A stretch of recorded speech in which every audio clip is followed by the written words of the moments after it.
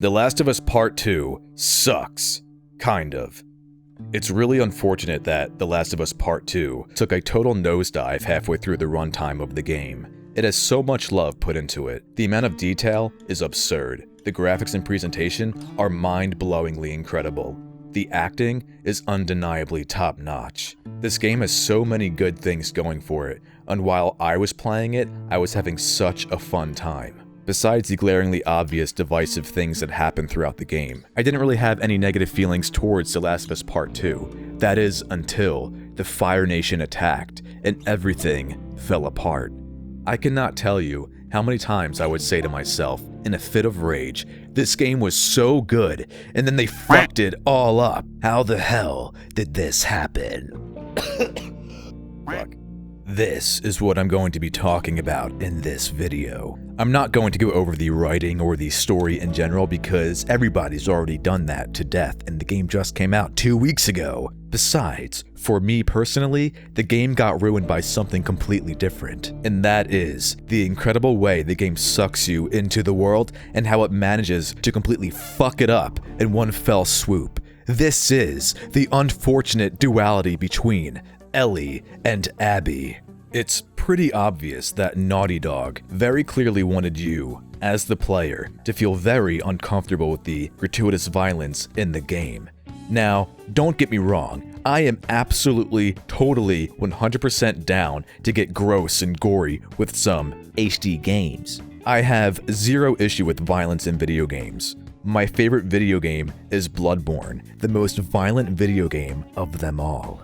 But with The Last of Us, I found myself not really wanting to kill a lot of the NPCs that I came across inside of the game. I found myself wishing that there was a knockout button in addition to the stealth kill button. I watched with gritted teeth as Ellie sank her knife into the neck of countless people. The game did such a good job of making me feel like I was the one that was killing people. Just like how Spider-Man for the PS4 made you feel like Spider-Man, The Last of Us Part 2 made me feel like I was Ellie. I played the game on hard mode so I would die pretty fast if I got hit, and because of this, I found myself holding my breath as I slowly walked through the tall grass, trying to not get spotted by enemies. When I got caught, I would be forced to use every item in my arsenal to try to survive.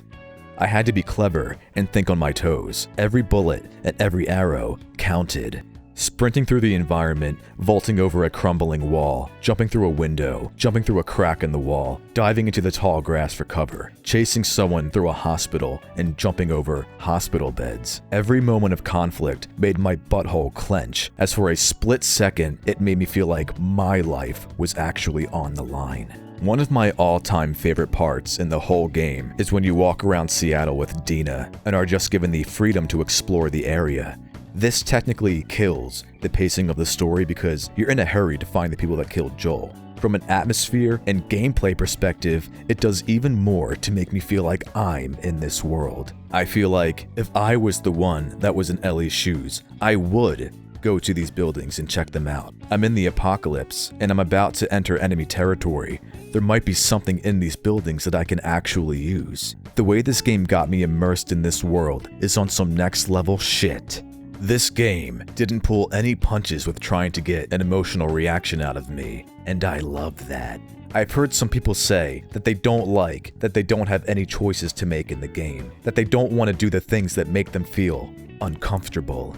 But that's the point of the game. This game is very narrative driven, and it wants you to experience a very specific emotion. It wants to drag you into this broken, heartless world and make you feel icky and sticky and gross. Oh, so icky. The Last of Us Part 2 is not an open world sandbox game. It's not a game like Infamous with a good side and a bad side. The Last of Us Part 2 wants to drag you through the mud. It wants to get you dirty. I mentioned before how I wished that there was a knockout button because I didn't want to kill any of the people. But I love that I felt that way. I didn't have a choice because this is the way that Naughty Dog wanted to make me feel. I was forced to kill all of those people. I was forced to kill all of those dogs. I didn't want to do it, but the game sat me down, looked me in the eyes and said to me, "You're Ellie now. This is what Ellie would do. This is the world that Ellie lives in, there is no mercy, and I love that. When a game, or a movie, or some other piece of art gets that much of a visceral, emotional reaction out of me, I am contractually obligated by the universe to respect it. The first game made me fall in love with the relationship between Ellie and Joel, but ultimately, I felt like I was just watching the events play out as if it were a TV show or a movie.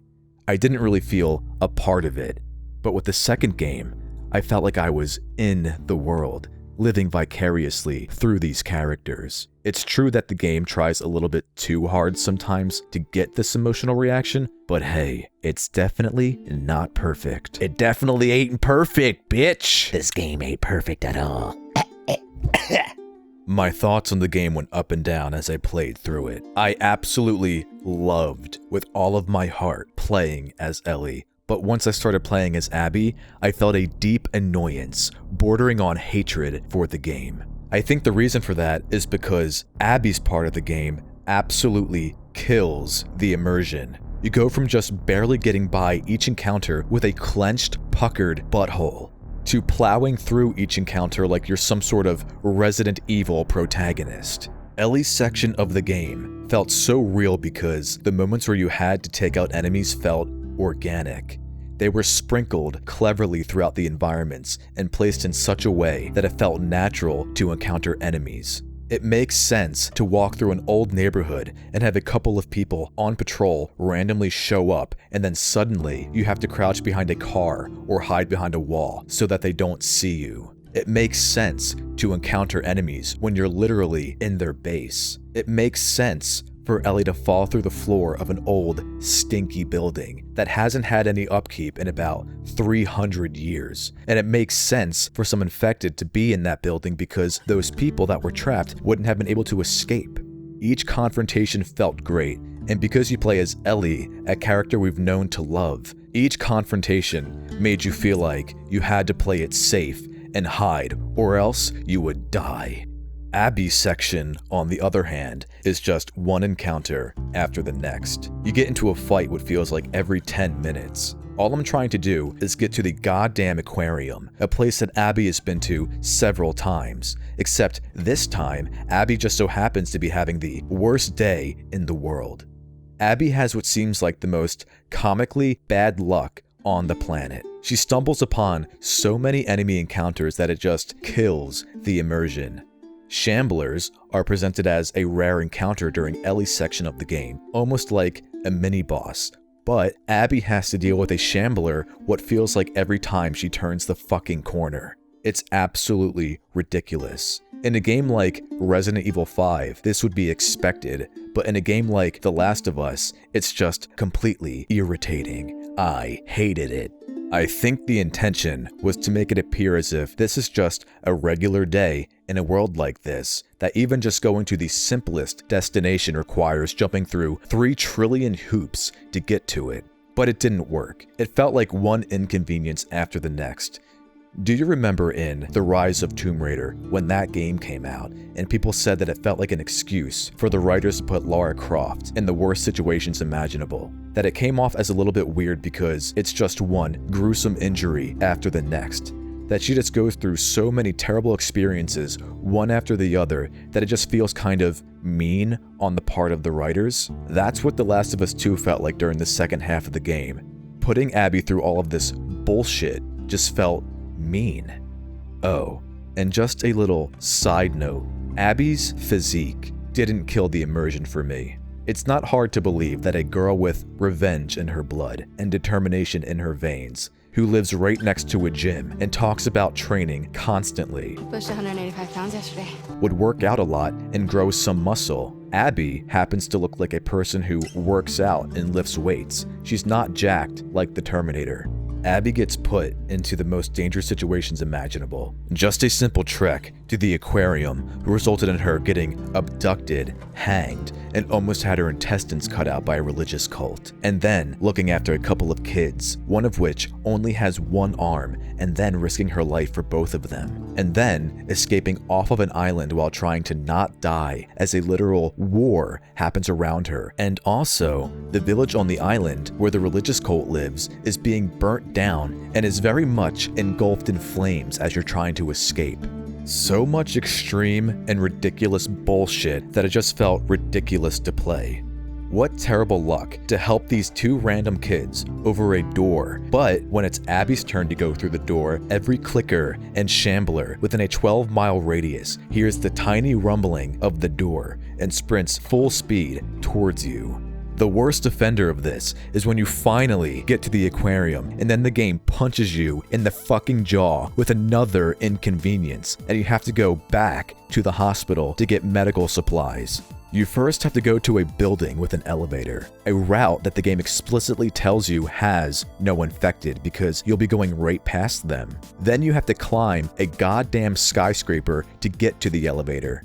This requires you to shimmy along a really high structure, and it just so happens that the only thing that Abby is afraid of is heights. And wouldn't you know it, Abby falls off the structure, falling through the ceiling of the building. A section of the building that Lev just so happens to have never been to before, meaning that any infected haven't been cleared out yet, meaning that there will be high-level infected like clickers and shamblers. Then you finally get to the hospital and all you have to do is get the goddamn supplies and come back. But instead, what happens is, conveniently, all of the medical supplies are being shipped out right then and there. And conveniently, Abby gets caught and handcuffed to an elevator. And by the time you get freed, conveniently, all of the medical supplies are gone and you have to go to the bottom floors of the hospital, which, conveniently, just so happens to be ground zero for the fucking outbreak. So now you have to fight more infected to get the supplies. And during all of this nonsense, you have to fight an actual Resident Evil boss. And it's when you beat this boss that everything clicks, and it sums up why Abby's section feels so bad to play. When you play as Ellie, it feels like she's fighting for her life. When you take out a group of people, she lets out an exasperated, "Okay, I think that's the last of them," with a sigh of relief that she's still alive. You know, like an actual person. The situations that Abby walks away from are dangerous for sure, but they are actually presented as something that she would actually encounter in her everyday life. None of the encounters seem out of the ordinary in relation to the world that Ellie lives in. When you play as Abby, and you win a fight, she acts like nothing fucking happened. She shows no fear, and this is the most apparent after you beat the Resident Evil monster. After this ridiculous fight, her reaction is, No one is ever gonna believe that shit. "Are you fucking kidding me?" This person isn't a person in any situation except for the cutscenes that she's in. This chick has fought horde after Resident Evil boss of enemies. The situations that she manages to punch her way out of are fucking insane. She's right. Literally no one ever would ever believe the shit she's been through on this simple journey to the aquarium, because the things that she's been through are so fucking crazy. It feels like they would never ever happen to anyone, even in a zombie apocalypse world like this one. And after every encounter, her reaction is something along the lines of, Golly gee, that was pretty intense. where Ellie is a character that makes you feel a part of the world and therefore enhances the game. Abby feels like you're playing a Resident Evil game. I know I keep making this comparison, but it's so blatant, it's hard to not make this comparison when discussing the shortcomings of Abby's part of the game. She's more like a realistically built Chris Redfield than a character surviving the apocalypse. Now that I type all of this out, and now say it out loud, dramatically, into a microphone, I think that's why people, me included, have such a hard time getting through the second half of this game. On a base level, the gameplay for The Last of Us 2 isn't really anything special. It's just an over-the-shoulder cover shooter with a heavy emphasis on stealth. But the animation and the weightiness of the movements and the attacks, on top of playing as a character, Ellie, who sucks you into the world, ends up making the game feel amazing to play, and it does a good job of masking the faults in the gameplay. When you play as Abby, and you pretty much just brute force your way through most of the encounters and do what feels like the majority of the combat as Abby, it effectively makes the immersion crumble to its knees, and the gameplay loop falls apart, and you realize just how boring and dull the gameplay for The Last of Us can actually be. If you couldn't tell by now, I did not like the second half of this game. There were so many moments when I thought Abby's section was coming to an end, only to groan in disbelief that it was still going. It was a slog to get through. This permeated throughout the rest of the game because Abby's section left such a bad taste in my mouth. After the two stories intersect and you play as Ellie again with her cute family and the baby inside of the cute farmhouse, the game feels like it's going to end about 150 times. But there is still one more journey to go on, and this is where I will complete the compliment sandwich that makes up this video.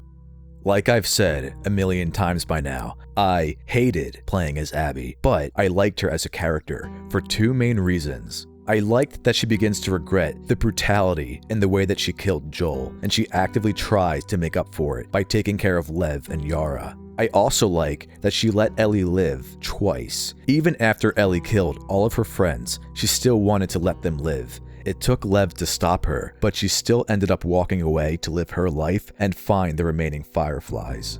To go back to how this game made me not want to kill anyone, that also counts for Abby. During the last confrontation, when you see Abby literally crucified and you have to cut her loose, I thought for a moment that Ellie would see the pitiful state she was in and just let her go. When they walk to the boats and Ellie hesitates, I found myself talking to the goddamn screen. Just let her go, Ellie. Just let it go, man. Come on, it's over. Just look at her. I can't let you leave.